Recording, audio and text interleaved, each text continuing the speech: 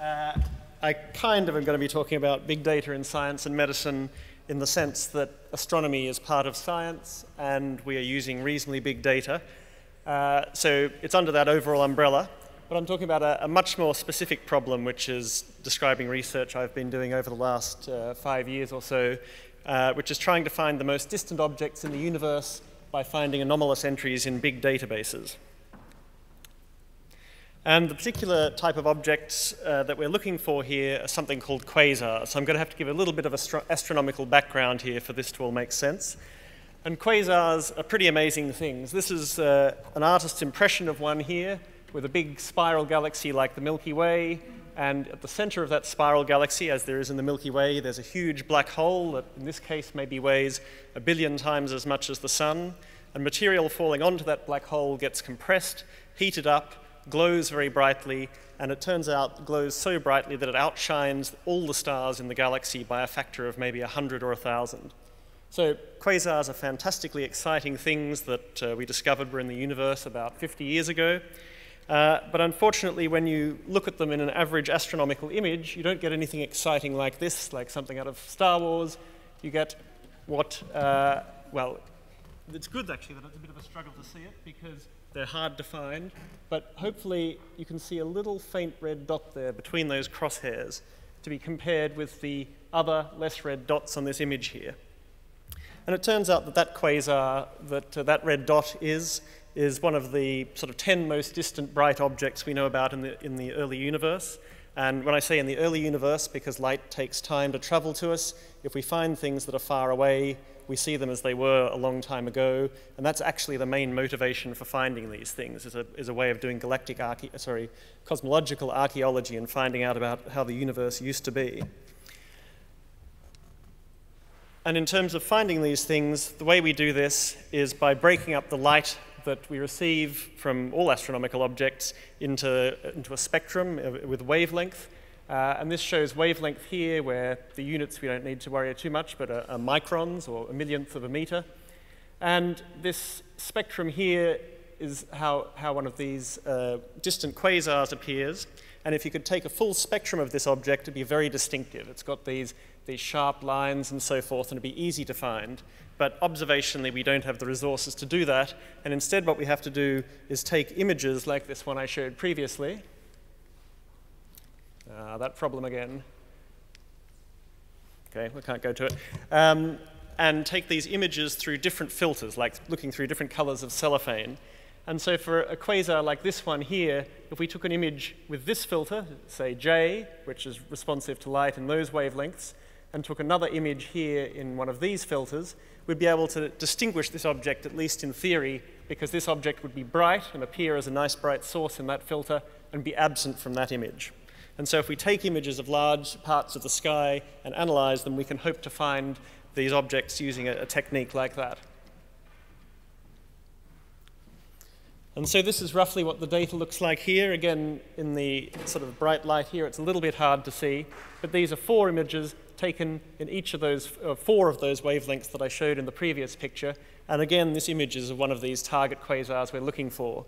At these wavelengths here, the longer wavelengths, you see a nice bright source inside this target box.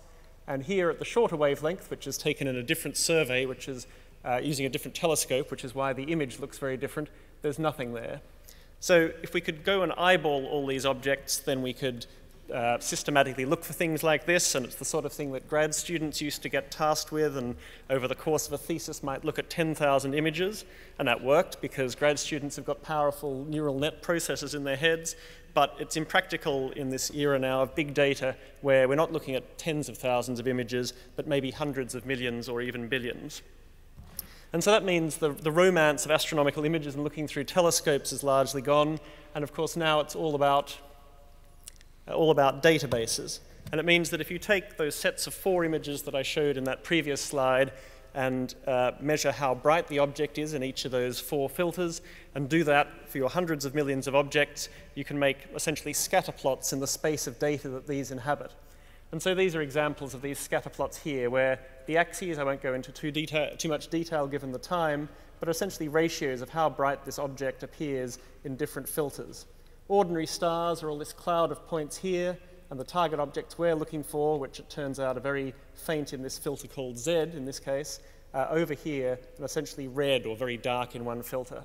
And so this is, again, it's important to note, this is in the data space, so all these measurements have had noise added to them by the imperfect aspects of the telescope, and so your aim then is to try and discern from plots like this, or mathematical representations thereof, which are the target objects you're looking for.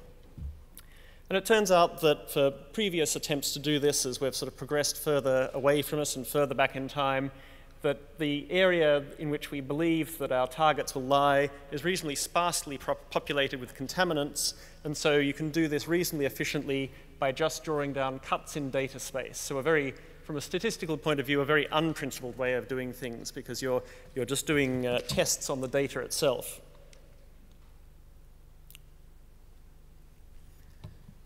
And what I've been doing is trying to push this technique into a new regime in terms of data, where as you go further away because of the expansion of the universe, light gets stretched or redshifted, same process as the Doppler effect essentially. And it means that for the most distant objects we're trying to find now, in these filters here, which are all in the optical, where our eyes can see, this object is completely invisible. So even if you pointed at the biggest telescope in the world at this object and looked at it with your eye, you wouldn't see anything because it doesn't emit any light that reaches us in optical wavelengths. It all comes to us in the infrared. So what you'd need to do is go to the biggest telescope and put on night vision goggles, and then you'd be able to see it. But it turns out that for various technical reasons, infrared astronomy is a bit more challenging than optical astronomy, and it's also much younger. So this is to give a sense of what, at least in my terminology, big data counts as, which is certainly not as big as some of the other talks we'll hear today. But it turned out that when we did our first surveys in the infrared, first astronomical surveys, it was only 1968. Plenty of this people in this room were alive when this was done, and the state of the art then was about as good with the best infrared telescope available as you can do with your human eye and the optical. With the human eye, you can see a few thousand stars in the night sky, and that's what we could see in the infrared in 1968. But things have progressed, and now the largest single astronomical database we have is this survey I've been working on, where we've got something like 1 billion sources detected in the night sky, and each of them has maybe 40 or 50 measured parameters, and it's that database we do our search in. To give a feel for that data, these are a couple of images here. This was the previous best infrared image of this galaxy, and then our new image. It's easy to get it on the telescope. There we go. Our new image of it is here, so you can see much higher resolution and so forth. Similarly, another bright galaxy. But what I really want to show is the survey as a whole. So this is the night sky unwrapped in the same way that in an atlas you unwrap the surface of the Earth, and then plot here and what you see across the middle of this image is the galactic plane, or the Milky Way as we see it from the Earth. And now if you zoom in, and zoom in, and zoom in, and zoom in, and zoom in, this is the sort of image that the telescopes can now produce. So there are 10,000 different catalogued astronomical sources, almost all just stars in our galaxy in that image. But if you imagine going backwards and zooming all the way back out to the sky, that's why the databases are so large, and that's why it's so hard to find the one unusually red object in this data that's the object you're looking for. If the data had no noise, it would be a lot easier, but of course a lot of things look red not because they really are, but just because when you roll a die 1 billion times, occasionally you get unlucky and something scatters to appear red. So that's one of the big messages in this talk, is that when you look for unusual objects in real databases, often what you tend to find is things where the data processing or the data collection have gone wrong, rather than things that are intrinsically interesting. So the equivalent of the diagrams I showed before, this data space where we're going to do this search, is shown here. The meaning of the axes isn't too important. The only important thing is that we know where our targets should appear in this data space if there was no noise, and we know where our contaminants should appear here, which is, it turns out, very cool stars are our contaminants. And so we might hope that when we mine this database, what we get is the few little points here in an otherwise empty region of data space, and we can just do one of these cuts the way it's been done before, and we'd find our target objects. But unfortunately, when you do this, in practice, this is running an SQL query, so very much removed from anything to do with astronomy. It's now just tables of numbers. You get this thing here, which is full of thousands and thousands of objects that, at least in terms of their observed properties or their recorded properties, match the criteria that you were hoping to select on. So that means a huge effort in quality control. I mean, the databases are very high quality, but it's because you've looked for objects with unusual recorded properties that you select out a high fraction of things where something's gone wrong. And this is just a quick example here. So this is one of the objects that we picked out as a candidate, and the reason that its measured properties are wrong is that it's right next to this incredibly bright star, which mucks up our measurements of it. And so it's that sort of thing we've got to weed out for. I won't talk about that in that short talk, this short talk. And so what we come down to after all this cleaning is something like this, where this is now a faithful representation of what we've got on the sky.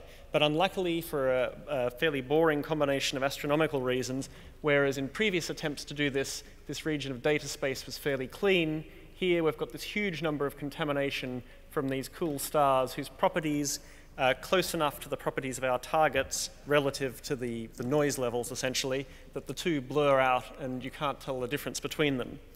And this is this kind of insanely embarrassing thing that's generic to astronomy, which is that while we can measure positions and all sorts of other properties very accurately, we can't measure distances. And so the difference here between this red dot, which is, as it turns out, a very cool star that's only a few light years away from Earth, and this red dot here, which it turns out is one of these bright quasars that's billions of light years away from Earth, they're almost indistinguishable in terms of the data that we have access to, in the terms that they're just point sources that are redder in color than everything else. And I was going to describe this by showing a video of Father Ted, for those of you who've seen it, when Father Ted and Father Dougal go camping.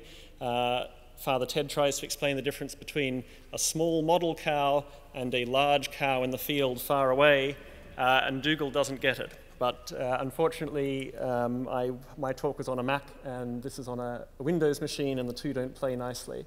But it's the same embarrassing situation. And so our solution to this is a case of applying the sorts of things that were talked about by David Spiegelhalter and in the discussion that followed today is a classic case of model comparison. So this is just the same data space as I showed before. These are our objects that are broadly consistent with what we're looking for. And as I said, we're completely outnumbered by contaminants that have come from this position here, but then scattered by noise over this selection boundary. And this is now close to the Bayesian fantasy case, where we can do everything right and where several things are true that make it possible to really do Bayesian model comparison to solve this problem. One thing is that we have an absolutely reliable quantitative noise model. We know how much noise gets added to these measurements and what form the distribution of it takes, at least to a reasonable approximation. Another thing is that we have two very clear models for this, both of which we believe. These are real physical models. They're not just abstracts. One model is that the object is one of these galactic stars here that vastly outnumber the quasars we're looking for. The other model is that it's the little gold nugget we're actually looking for, one of these objects whose intrinsic properties place it down there. And we also don't just have models that we believe, we actually have prior probabilities we can associate those models with. We don't just have to split it half and half or the usual sorts of thing. And the prior probability plays a huge role here because the objects in this population, or model, outnumber the ones that target quasars by a factor of about 1,000,000 to 1. And this is a hugely dominant part of this calculation.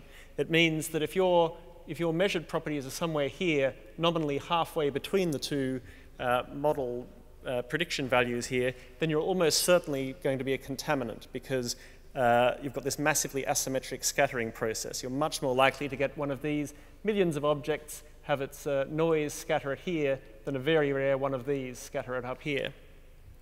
And so that means we can really do Bayesian model comparison absolutely from Bayes' theorem up. There's no, there are numerical approximations, but in terms of the structure of solving this problem, there are no philosophical approximations at all. And so we do that, and the sort of thing that bothers classical statisticians and is manna from heaven for Bayesians. Every one of these objects here is a real object in the sky, and the color of those points is a posterior probability associated with whether it's a star or one of our target quasars. Blue is somewhere down below 0.1, objects that we ignore, and red are the objects with very high probabilities that we can then make further observations of. Again, I won't go into that process in details due to time, but again, this sort of is this very rare situation where not only can we do the full Bayesian model comparison problem, but we can also, mostly when you're doing that, it's because you've got all the data that you're going to get and you have to make your decisions and so forth based on that. And we do, following this sequence here, we start with data. We've now calculated at least what in physics is called evidence, and for everyone else is the model averaged or marginal likelihood. And then we go and make our decisions about which one of these things we're going to spend our valuable telescope time looking at in more detail. And so that's this great thing as well, that we can calibrate. We don't just have to come out with our posterior probability and stop there, but we can refine it.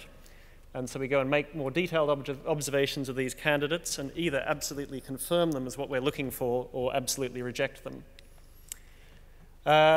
And so the result of this process is something which has been very successful. It turns out it's very efficient, and this has not a global financial crisis level impact on money, but means that we've been able to save hundreds of thousands of pounds of telescope time that we otherwise would have had to use looking at more and more of these candidates to finish our survey. The highlight of this is this unremarkable yellow blob here, which it turns out is the most distant known quasar and the only known bright source in the first 3/4 of a billion years after the Big Bang. And we're now following that up very intensely to try and use it to understand conditions in the early universe. The glory we get from, well, that's a picture of the spectrum that comes out, where the black is the data and the green is the model that we expect this object to have. So it seems nearly identical to quasars that are much closer to home, and has nice things like we found out that there's a 2 billion solar mass black hole in the middle of this thing, which is essentially fueling all this emission that we now see on Earth 13 billion years later. What passes for celebrity in this field is getting kind of on the front cover of Nature. Sadly, that's not a member of the team with a sample from the object, but we did make it down here. Although the real reason I want to show this slide is that I can't stand it when people join up the wrong corners of zoom-ins and plots. So that's something I would advise for the session on graphical representation of data.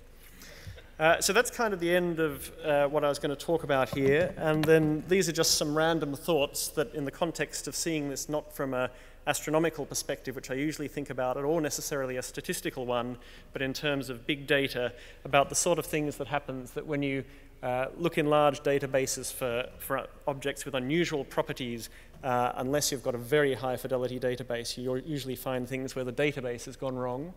And that it's also clear that as we get on here, that the size of these databases, again, something that David Spiegelhalter mentioned earlier today, that if you've got 10 measurements, or sorry, a sample of 10 objects versus a sample of 1 million, your approach to analyzing that data is very different. So here with these large samples, things like empirical Bayes and machine learning are clearly going to come to dominate this field.